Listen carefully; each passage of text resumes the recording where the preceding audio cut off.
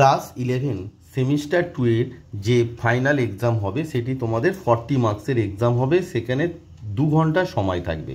তো উচ্চ মাধ্যমিক শিক্ষা সংসদ দ্বারা যে স্যাম্পল কোশ্চেন পেপার দেওয়া হয়েছে সেই তার সেট 1টি আমি তোমাদের সঙ্গে আলোচনা করব। এখানে সেট 1 এর প্রবাবিলিটি সংক্রান্ত যে প্রশ্নগুলো আছে তোমাদেরকে আজকে সমাধান করে দেখাবো।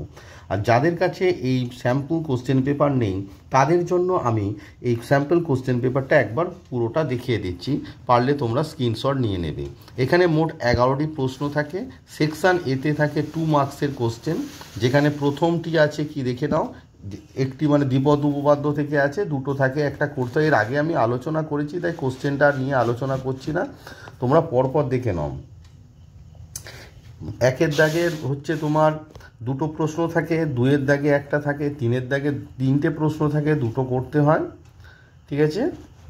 আর দেখে নাও চারের দাগে তোমার থাকে 3টি প্রশ্ন, সেখানে তোমাদের দুটো করতে হয়। এই 4এর দাগের যে 3টি প্রশ্ন আছে এই 3টি আজকে আমি সমাধান করে দেখাবো। তারপরে চলে আসে সেকশান বি। সেকশান বিতে তোমার 3 নম্বরের থাকে, প্রথম 5-এ আছে দেখো গাণিতিক আরোহণ তত্ত্ব, এখানে কোনো অপশান নেই। 6-এ আছে সরল লেখার একটি অঙ্ক, 6-এর কমপ্লিট এই উপর দিকে আছে সরল লেখার একটা অঙ্ক। তারপর 7-এ আছে তোমাদের রাশি বিজ্ঞান, অর্থাৎ সেখানে মিন, মিডিয়ান, মোড, স্ট্যান্ডার্ড ডেভিয়েশন যে অঙ্কগুলো আছে, ভেরিয়েন্সের যে অঙ্কগুলো আছে, সেখানে দুটো অঙ্ক পড়ে, একটা লিখতে হয়। আর 8-এর দাগে একটা প্রবাবিলিটি, যেখানে কোনো অপশান থাকে না, 3 নম্বরের প্রশ্ন পড়ে। তারপর তোমাদের চলে আসি সেকশান সি। সেকশান সিতে তোমাদের 4 নম্বরের প্রশ্ন পড়ে। সেকশান সিতে দেখো 4 নম্বরের প্রশ্ন পড়ে, যেখানে প্রথমটি আছে দ্বিপদ উপপাদ্য 9, যেখানে কোনো অপশান নেই। আর দ্বিতীয়টা আছে সমান্তর প্রকৃতি, গুণোত্তর প্রকৃতি, দুটো থাকে, একটা করতে হয়। আর 11-র দাগে তোমার থাকে স্থানাঙ্ক জ্যামিতি থেকে, যেখানে তোমার যে কোনো চ্যাপ্টার, যে সরলরেখা, বৃত্ত মানে বৃত্ত, অধিবৃত্ত, উপবৃত্ত থেকে 3টি প্রশ্ন থাকে, দুটো করতে হয়। আর এই ভিডিওতে আমি তোমাদেরকে 4-এর দাগের এই 3টে প্রশ্ন সমাধান করে দেখাবো। চলো তাহলে স্টার্ট করা যাক। তো 4-এর যেটি ছিল, বলছে 3টি মুদ্রা নিক্ষেপ করলে সর্বাধিক 2টি হেড পড়ার সম্ভাবনা নির্ণয় করো। লক্ষ্য করো, একটি মুদ্রা নিক্ষেপ করলে কি কি হতে পারে, একটি মুদ্রা নিক্ষেপ করলে কি হতে পারে, হেড পড়তে পারে আর টেল পড়তে পারে। এই দুটো ঘটনা করতে পারে। তার মানে নমুনা দেশে নমুনা বিন্দুর সংখ্যা কত হবে না, একটি, প্রথমটিতে 2টি, মানে 3টি মুদ্রা, তাহলে প্রথমটির জন্য 2টি, দ্বিতীয়র জন্য 2টি, তৃতীয়র জন্য 2টি, তাহলে মোট নমুনা দেশে নমুনা বিন্দুর সংখ্যা কত হলো 8। তারপর আমি যেরকম এর আগে শিখিয়েছি আর কি, তোমাদের সম্ভাবনা করানোর সময় যেটি সম্ভাবনা বের করতে দেয় সেটিকে ঘটনা আকারে লিখতে হয়। তারপরে আমরা কি লিখব, ধরি ক্যাপিটাল এ দ্বারা দেখে দেখে লিখবে যে সর্বাধিক 2টি হেড পড়ার সম্ভাবনার জায়গায় লিখব ঘটনা সূচিত হয়। এ দ্বারা সর্বাধিক 2টি হেড পড়ার ঘটনা সূচিত হয়। 2টি হেড পড়ার ঘটনা সূচিত হয়। দেওয়ার পর আমরা কি লিখব, এ ঘটনার অন্তর্গত নমুনা বিন্দুর সংখ্যা। দেওয়ার পর এ ঘটনার অন্তর্গত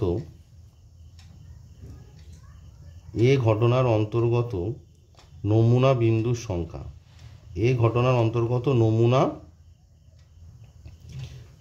বিন্দুর সংখ্যা। তাহলে এ ঘটনার অন্তর্গত নমুনা বিন্দুর সংখ্যা কত হবে সেটি আমরা লিখব। তো দেখো তোমার কি বলেছে, যে সর্বাধিক 2টি হেড পড়ার সম্ভাবনা বলেছে। তো এ ঘটনার অন্তর্গত নমুনা বিন্দুর সংখ্যা বের করতে গেলে আমাদের কি করতে হবে, এ ঘটনাটাকে আগে লিখতে হবে। সবথেকে ভালো নমুনা বিন্দু, এ ঘটনার অন্তর্গত নমুনা বিন্দুর আগে এ ঘটনাটাকে তোমরা লিখে নিলে ভালো হয়। তাই লাইনটা আমি কেটে দিচ্ছি, যে ঘটনাটা কি হবে দেখো। তাহলে তোমার কি আছে, সর্বাধিক 2টি হেড, তার মানে 2-এর বেশি হেড পড়তে পারবে না। তার মানে হেড কটি পড়তে পারে, একটাও হেড পড়বে না, 0। আর কি, একটা হেড পড়বে, আর কি 2টো হেড পড়বে। তার মানে কি, একটাও হেড পড়বে না, মানে কি 3টেই, যেহেতু 3টি মুদ্রা টস করা হয়েছে তার মানে 3টি টেল, তাহলে টেল আর টেল। তাহলে যখন একটাও হেড পড়বে না তখন কি হবে, 3টেই টেল পড়বে, এবার একটা হেড কোথায় পড়তে পারে? প্রথম কয়েনে হেড পড়তে পারে, দ্বিতীয় তৃতীয় তাহলে কি পড়বে? টেল পড়বে। তারপর কি প্রথমটা টেল, দ্বিতীয়টা হেড পড়বে, তৃতীয়টা টেল। আর কি হতে পারে? প্রথমটা টেল, দ্বিতীয়টা টেল আর তৃতীয়টা হেড পড়বে। এবার কি দুটো হেড কত রকমভাবে পড়তে পারে বলো? দুটো হেড পড়তে পারে, প্রথম দুটো হেড পড়তে পারে, তৃতীয়টা টেল। প্রথম আর তৃতীয় হেড পড়তে পারে, দ্বিতীয়টা টেল। আর কি হতে পারে না প্রথমটা টেল, দ্বিতীয় আর তৃতীয় তোমার হেড পড়তে পারে। তাহলে দেখো তোমাদের যে প্রশ্নটি ছিল যে সর্বাধিক দুটি হেড পড়বে, তার মানে আইদার একটাও হেড পড়বে না, আর একটি হেড পড়বে, আর দুটি, মানে সর্বাধিক দুটি মানে দুইয়ের বেশি হেড পড়বে না। তাহলে এ ঘটনার অন্তর্গত নমুনা বিন্দুর সংখ্যা আমি প্রথমে লিখে ফেলেছিলাম, কিন্তু আমার মনে হলো এটা ভালো করে এক্সপ্লেন করলে তোমরা বুঝতে পারবে। তাই নমুনা বিন্দুর সংখ্যা দেখো, ব্যাকেটের কটা ব্যাকেট আছে? একটা, দুটো, তিনটে, চারটে, পাঁচটা, ছটা, সাতটা।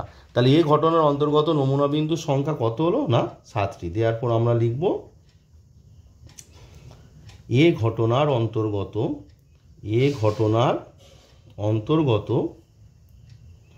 নমুনা বিন্দুর সংখ্যা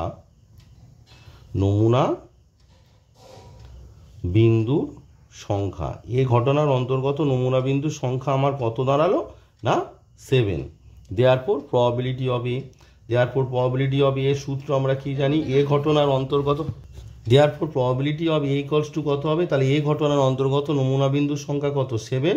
আর নমুনা দেশে নমুনা বিন্দুর সংখ্যা, যেটি আমরা প্রথমে লিখেছিলাম, দেখো নমুনা দেশে নমুনা বিন্দুর সংখ্যা কত বেরিয়েছিল? না 8 বেরিয়েছিল। তাহলে কত আনসারটা হবে? না 7/8। তার মানে 4-এর এর আনসারটা তোমার হলো 7/8।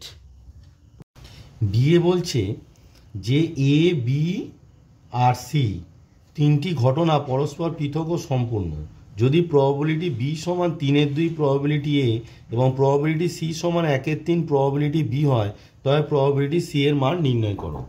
দেখো প্রথমে তোমায় কি করতে হবে? তোমাকে প্রবাবিলিটি সি এর মান চেয়েছে, তাহলে সবাইকে কি করতে হবে? প্রবাবিলিটি সি এর আকারে তোমায় লিখতে হবে। লক্ষ্য করে দেখো, প্রবাবিলিটি সি এর আকারে লিখতে গেলে তোমাকে কি শেষে কি আছে? দেখো তোমার দেওয়া আছে প্রবাবিলিটি সি সমান 1/3 প্রবাবিলিটি অফ বি। তার মানে প্রবাবিলিটি বিটাকে প্রবাবিলিটি সি এর আকারে লিখতে হবে। তাহলে প্রবাবিলিটি বি সমান কত হয়ে যাচ্ছে? না 3 ইন্টু প্রবাবিলিটি অফ সি হয়ে গেল। এবারে দেখো প্রথমে তোমার যেটা দেওয়া আছে যে প্রবাবিলিটি অফ বি সমান 3/2 probability of A, which imply probability of A. এবার প্রবাবিলিটি এ কে কি প্রবাবিলিটি সি এর আকারে লিখবো। তাহলে এই 3/2টা যখন বাম পক্ষে যাবে কত হয়ে যাবে? 2/3 প্রবাবিলিটি অফ বি সমান 2/3 ইন্টু, এবার দেখো প্রবাবিলিটি অফ বি আমরা কি জানি? 3 ইন্টু প্রবাবিলিটি অফ সি। তাহলে 3 ইন্টু প্রবাবিলিটি অফ সি, 3 কেটে গেল। তাহলে আমার কি দাঁড়ালো? দেওয়ার পর আমার দাঁড়ালো প্রবাবিলিটি অফ এ সমান হচ্ছে 2 ইন্টু প্রবাবিলিটি অফ সি। বোঝা গেল? এবারে দেখো তোমায় বলেছে এ বি সি তিনটি ঘটনা পরস্পর পৃথক ও সম্পূর্ণ। তাহলে যেহেতু এরা পরস্পর পৃথক ও সম্পূর্ণ, দেয়ারফর নমুনা দেশ এস হলে যেহেতু সম্পূর্ণ, তার মানে A union B union C equals to কত? এস হবে। এবার উভয় পক্ষে প্রবাবিলিটি নিয়ে নাও। তাহলে probability of A union B union C সমান কত? না প্রবাবিলিটি অফ এস।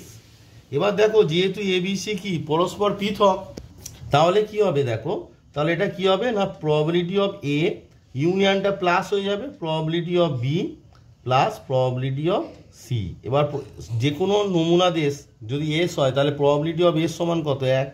তাহলে ব্র্যাকেটে লিখতে হবে কি? যেহেতু এ কমা বি কমা সি পরস্পর পৃথক ঘটনা, পরস্পর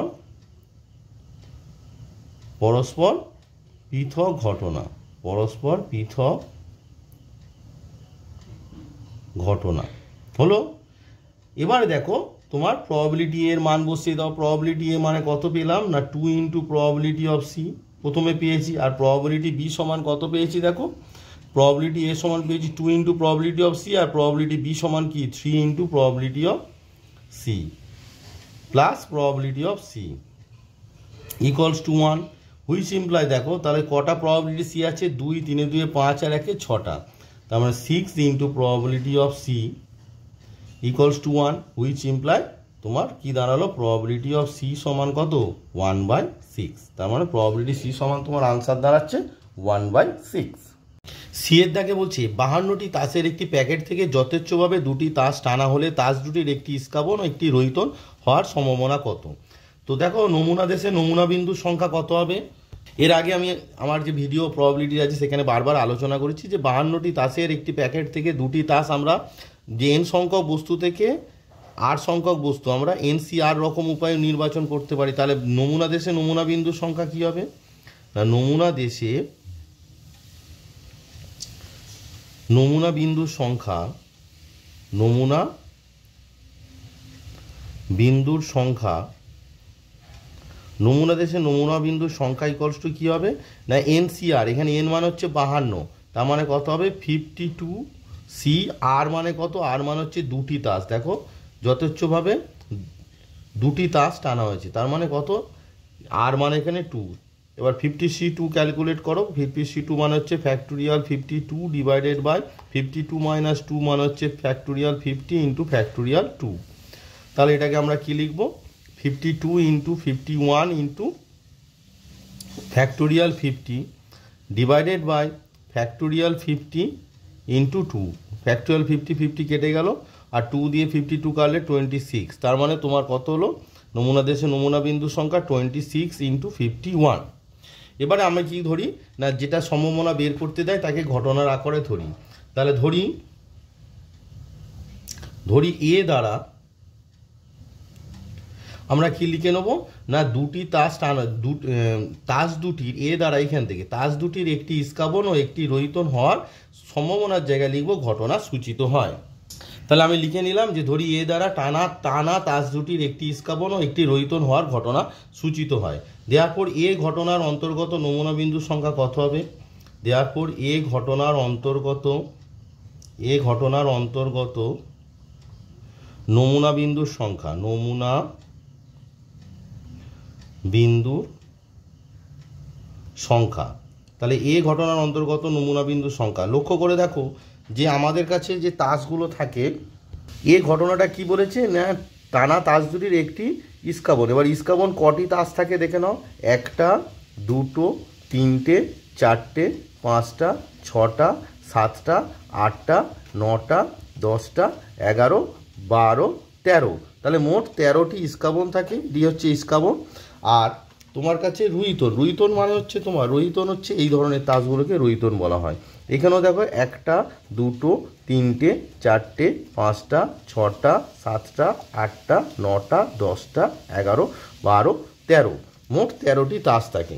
এবার দেখো মোট অ্যাকচুয়ালি 4 রকমের তাস থাকে, প্রত্যেক রকমের তাস হচ্ছে তোমার 4টে করে, যেরকম এইটি হচ্ছে তোমার হরিতন, এও 13টি আছে, এরপরে এটি হচ্ছে তোমার চিরিতন, এও তোমার 13টি আছে, তাহলে এই যে হরিতন 13টি আর চিরিতন 13টি সেই নিয়ে হচ্ছে 4 13 52, তাহলে প্রত্যেকটা তাস তোমার 13টি করে আছে।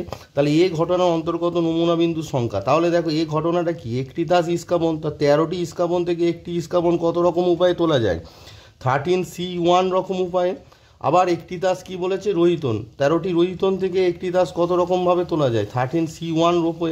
এবার NC1 মানে আমরা কি জানি এন, তাহলে 13C1 মানে হচ্ছে 13 আর এটাও 13C1 মানে হচ্ছে 13, দেয়ারপর আমার পেয়ে গেলাম probability of A equals to কী হবে, এ ঘটনার অন্তর্গত নমুনা বিন্দুর সংখ্যা কত 13 ইন্টু 13, তাহলে লিখে দাও 13 ইন্টু 13, আর নমুনা দেশে নমুনা বিন্দুর সংখ্যা আমার কত বেরিয়েছে না 26 ইন্টু 51, তাহলে এখানে কত হবে 26 ইন্টু 51, তাহলে 13 2 যা 26, তার মানে তোমার আনসার দাঁড়াবে 13/2 1 যা 2 আর 2 5 যা 10, মানে 102, আনসারটা হচ্ছে তোমার 13/102 হচ্ছে আনসার।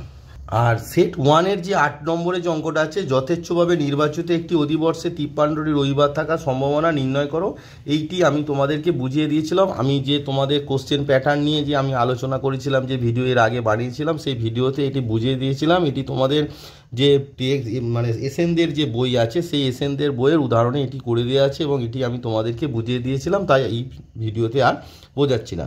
পরবর্তী ভিডিওতে আমি পরবর্তী যে সেট আছে তার প্রবাবিলিটির অঙ্কগুলো করে দেব।